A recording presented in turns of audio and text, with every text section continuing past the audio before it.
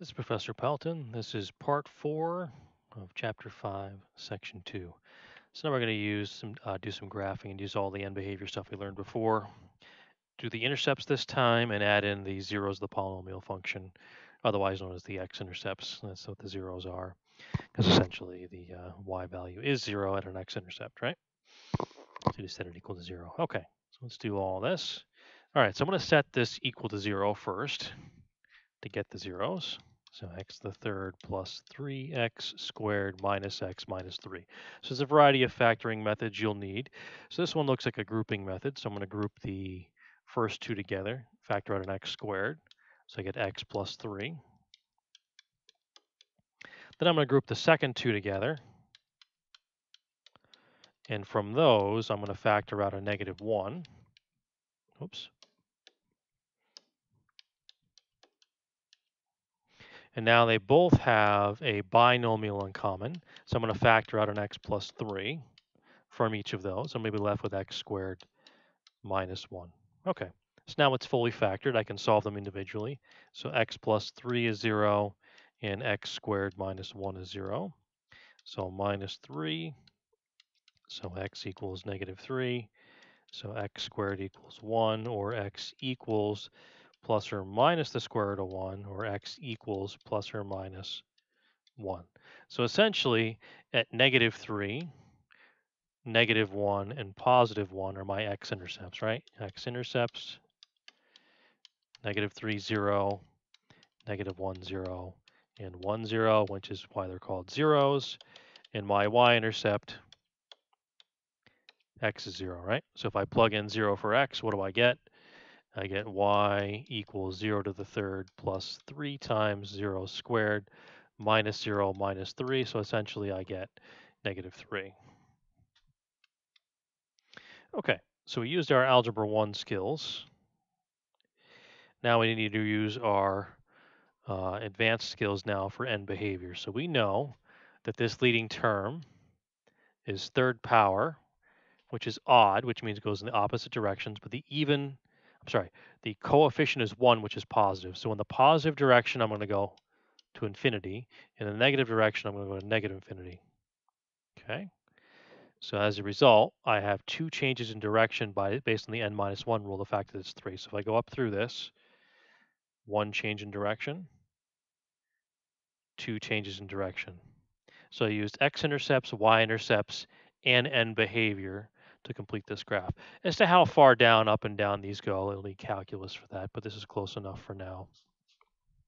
Okay, let's pause the video, try a student problem for yourself. Okay, so we'll get the x-intercepts by finding the zeros. So negative x to the fourth power plus 4x to the third minus 4x squared. So it looks like they have a negative x squared in common. So I'll take that out, I get an x squared minus 4x plus 4. That looks like that's good. Is that factorable? Let's find out. So x and x, 2 and 2, minus and minus, that actually works out. Okay. So I get negative x squared equals 0, or x squared equals 0, or x equals plus or minus 0. Then I have x minus 2 equals 0 and x minus 2 equals 0. So x equals 2 and x equals 2. Okay, so my x-intercepts, or my zeros, are at 0, 0, and 2, 0. Okay, and my y-intercept is when x equals 0, correct? So if I plug in 0, what do I get? Oh, wait a minute, that's going to give me 0 plus a 0 plus 0 if I plug in 0, correct? Which makes sense. The origin is both the x and the y-intercept. Okay, so the last piece is the end behavior. So let's put those on there. So 0, 0, and 2, 0. Okay, well, it's the fourth power, but it's a negative coefficient, which means they both go down. Okay, well, wait a minute. This is fourth power, so n minus 1 would dictate 4 minus 1, which would be 3 changes in direction. So don't write this part yet. Hold on. So if I want to do this normally, I go up like this, down like this. That doesn't really work. It doesn't give me 3. So why is that? Well, I'm going to erase what I did here. It didn't really work. So you can't just go through the points that you made. All right, so it's probably something like this, where I go up, I bounce off, I come down, I bounce off, and I go through it. That gives me 3 changes in direction. You're like, well, how did I know to bounce off instead of going through it? Because there's 2 zeros and there's 2 twos. When they repeat themselves an even number of times, you're going to bounce off. And we'll cover that more formally in another section. And you can prove that to yourself with a calculator too. So negative x to the 4th power plus 4x cubed, right?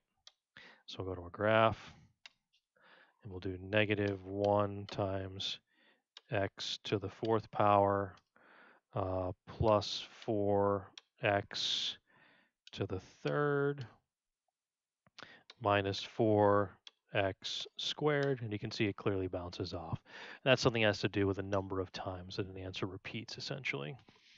Okay, pause the video. Actually, no, it's not pause.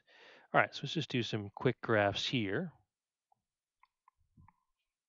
All right, so I'm going to set this equal to 0. It's already factored, so that's actually kind of nice. So minus 2, x plus 1, x minus 4 equals 0, right? So x minus 2 equals 0, plus 1 equals 0, x minus 4 equals 0. So x is 2, x is negative 1, and x is 4.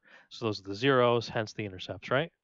So I have 1, 2, and I have 1, 2, 3, 4, and I have negative 1 as my intercepts, right? So x intercepts, I have 2, 0, negative 1, 0, and 4, 0. So for my y-intercepts, all I have to do is plug in 0 for the x. If I plug in 0 for the x, what do I get? Negative 2, 1, and negative 4, which gives me a positive 8, correct? So I go up to here, put a dot, and we're going to call that 0, 8. Good enough. All right, so end behavior. Well, if I multiply this all out, I'm going to get 1x to the 3rd plus some other terms, which don't matter, right? So that's the only thing that matters. It's an odd exponent with a positive coefficient. So it's going to go positive, positive. Positive direction is going to go positive, and the negative direction is going to go negative. So I have to have 2 changes in direction here. So I'm going to go up to here, back down, and then back up for 2 changes in direction. A little sloppy, but I think we got it. All right, let's try 2 more here. Y-intercepts, 0, and behavior. Yes, we got it all. Okay, next 2. X to the 4th power. Okay, well, we'll start with this one right off the bat. So that's x to the 4th power, which means the same direction for end behavior, and 1 is a positive coefficient. So up is clearly the end behavior, right? So now we want our x-intercepts, and we want our y-intercepts. Okay, so we know these are something 0, and this is something 0, right? Okay, so 0 equals x to the 4th minus 4x squared minus 45. So we'll factor this. So we have x squared.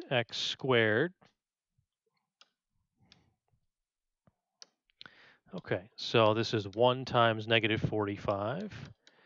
Since it's a 1, I don't need to do anything special. So 1 times 45, 2 doesn't go into there. 3 goes into there 15 times. 4 doesn't go in. 5 times 9, right? I think that's it. So one of these has to be negative.